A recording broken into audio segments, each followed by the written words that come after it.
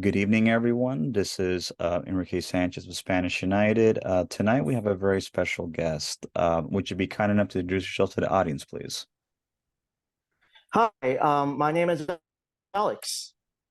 Welcome, Alex, to the show. Hey, thank you for having me on.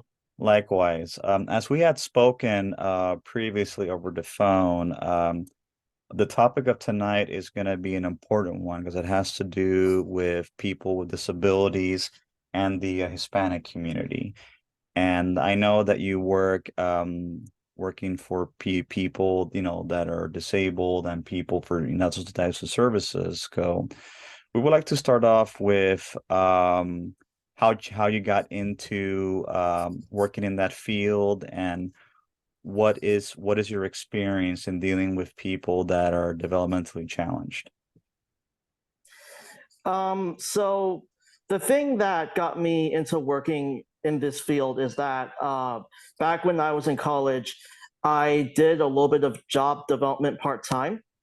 Um, and additionally, I also used to work for this one company called Options for All, which is an organization where they assist adults with developmental disabilities with things like job coaching, job development, helping them to find jobs, helping them with social skills, integrating them into the community, things like that. So I did job coaching for about 3 years at Options for All. Um, and I think job coaching was, a helpful experience because, it gave me the experience of, supervising adults when they're at work, helping them to develop skills, and then writing notes on, the progress that they made, and then whether or not they were able to meet their goals.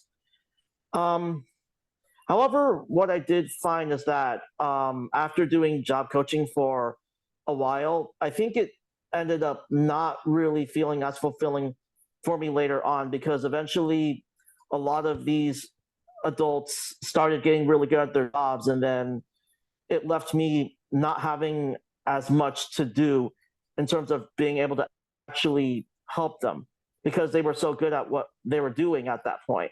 So ultimately, I ended up quitting my job at Options for All. And then, as we've spoken, I worked at an elementary school for a year and a half.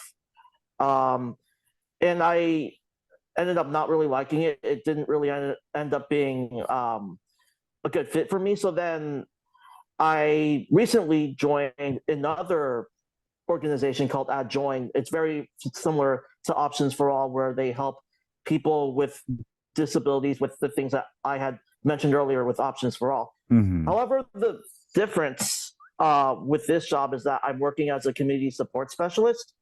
So, instead of job coaching like I did before, I'm more so helping people to find jobs or to enroll in school, things of that nature. Like I help with resume building. Um, I help with like mock interviews, helping people to enroll in a school if they need help with that. And so I've mostly worked with adults with, minor mental disabilities with autism and such. So Hmm. yeah, that's basically my background in terms of why I joined this field. Nice, excellent.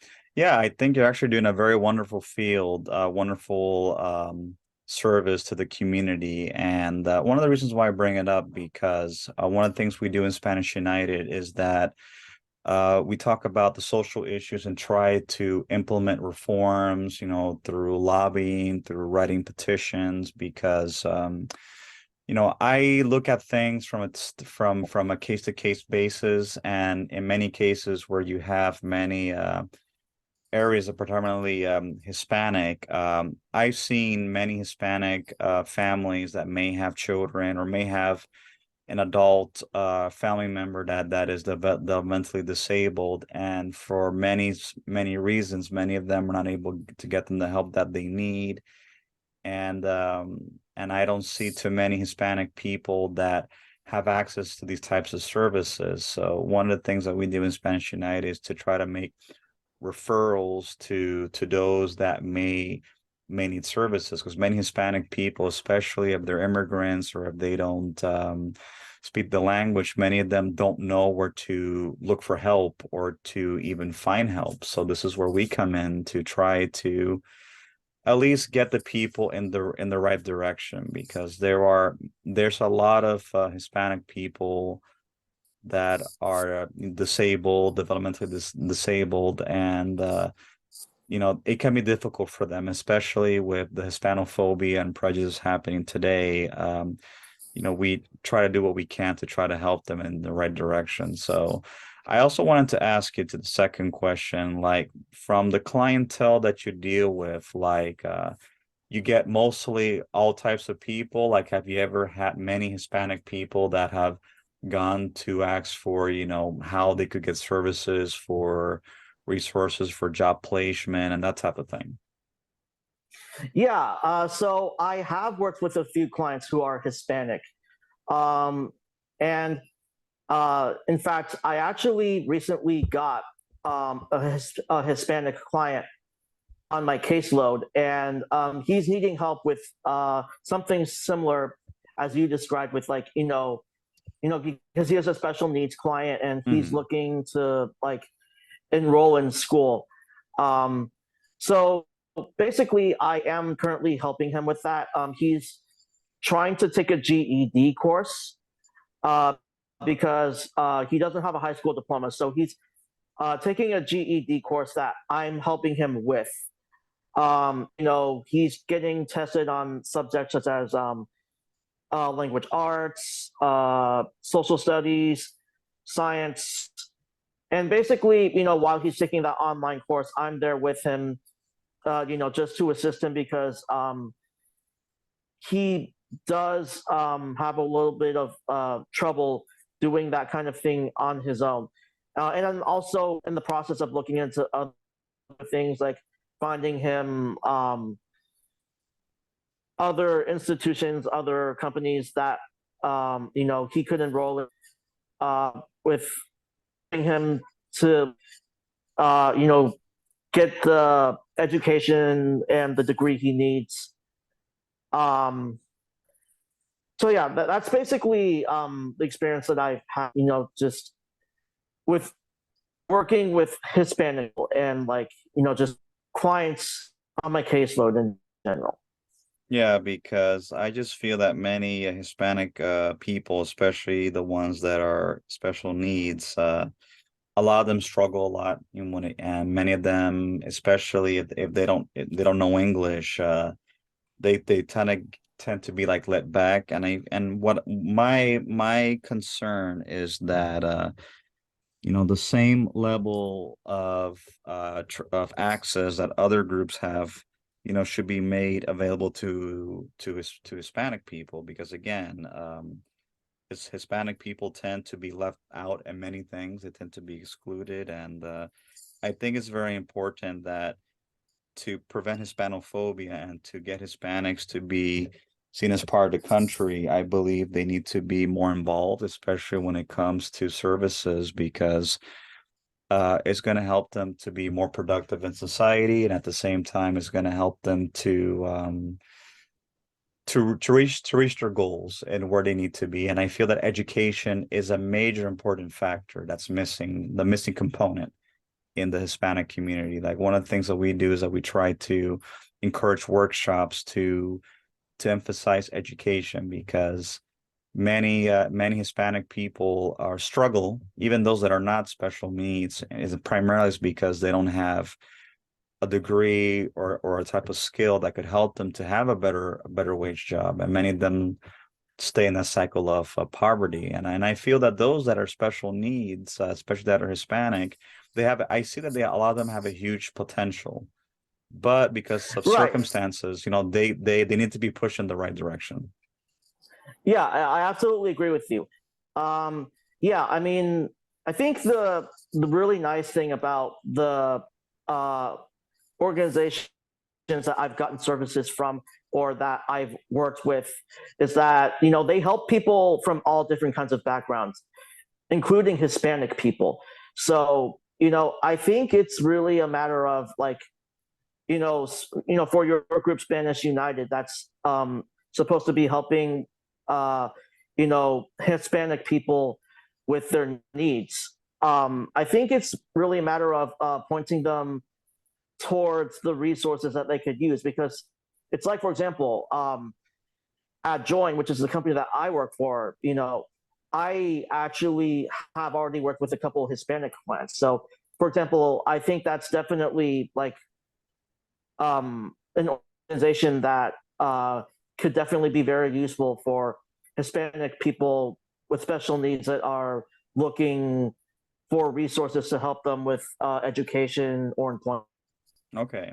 And another question I was going to ask you, in the time that you have been working in your field, have you ever seen instances where many Hispanics have maybe been denied or been misled for having access to services that maybe they were entitled to or they were qualified to, but they were not able to get access to? That's another question for the audience that people have been asking. Um, it's like I said, from my personal experience, the organizations I've worked for, they provide services for all people of all different kinds of races. It doesn't matter whether you're Hispanic, whether you're Asian. I mean, these kinds of organizations, they will serve people who are special needs and need these kinds of services. So to answer your question, no, I personally have not experienced any instances where people were denied services because of their race. Well, that's good. I ask because in many cases, it has happened. And this is where Spanish United comes in to try to advocate for these people because, again, Hispanics are the largest minority in the United States, but in many circumstances, they tend to be invisible when it comes to civil and social and human rights. So, we just try to advocate people that have been wronged by the system and to try to get them, the representation that they need. And I know that in many other states that does happen where you don't have a large Hispanic population that, people that are developmentally challenged, they tend to be pushed aside or excluded because, they tend to question their status in terms of if they are US citizens or not citizens, that's right now a big controversy right now in the country. So that's good that at least from your personal experience, you haven't seen that because that does happen where many Hispanic people with disabilities have been excluded and discriminated, against because they're not sure of their status. That is a big problem. Right, and I agree with you. I think the thing is that it could be that you know in California, and I think in our state we have more access to help these kinds of disadvantaged people. So I guess that could maybe be a factor as to why I personally haven't experienced instances where I've seen people uh, get in terms of needing service. Mm. But I am sure that it is an issue in many other parts of the country. So I do think that it's definitely a great thing that you created an organization like United, to help combat that problem and to help people who are in need. Oh, absolutely. And I feel that the only way there could be stability among the Hispanic community is that they need to be made visible, they need to be heard, they need to be seen, because there is no point of people complaining that, hey, we're not getting services, we're not getting access to many things, but if people remain invisible, they're not going to be seen and heard. So I always try to encourage Hispanic people to speak up and to voice their opinions respectfully in a very productive manner, because I feel that in the past, by being militant and radical, hasn't really worked. It actually it's always been counterproductive. So, Mhm. Spanish United, we use a different approach and using the pen instead of the sword. And I feel that we've been able to have some success, in getting people to listen, and at the same time getting the needs of the Hispanic community to be heard. Because I feel that's the best way that you can reach out to people and speak to people, is that people hear you, listen to you, and then you present your case, and then they try to come up with solutions to try to resolve the concern that the Hispanic community has. Yeah, well, I'm really glad to hear that so far his Spanish United has been making good progress with that. Yes, yes, and we try to do our best in helping the community as much as possible. Hmm. And another question for our listeners would be, what would you like to see improve in terms of services, in terms of how the people that work, in providing services to special needs people can improve? That's another question that the listeners have. That is a good question. Um, it's interesting you bring this up because I recently had a client where I would see him for about 4 hours every Tuesday, Thursday, and I would be going out and then like doing activities with him. Like I would go to McDonald's with him, and I would teach him how he needs to properly order food in the restaurant, and then like I would take him to do an exercise around a lake, which would take like 1 or 2 hours. So like yeah, exercising, walking that, and then like helping him to integrate into the community. That was part of well, actually mostly what I did with this client. And I think eventually the mother went to the organization and she said, "Hey, I think ultimately my son isn't really getting what I'm hoping he is from this program. I guess it's not the right program. That's what he needs help with." Mm, So I guess to answer your question, I think what they could do is to like maybe more thoroughly assess what exactly like what kind of services that particular client needs before they send them to a staff, just to avoid the instance of I guess families finding out that uh, they're not really like getting the service that they're looking for, if that makes mm, sense. of course, of course.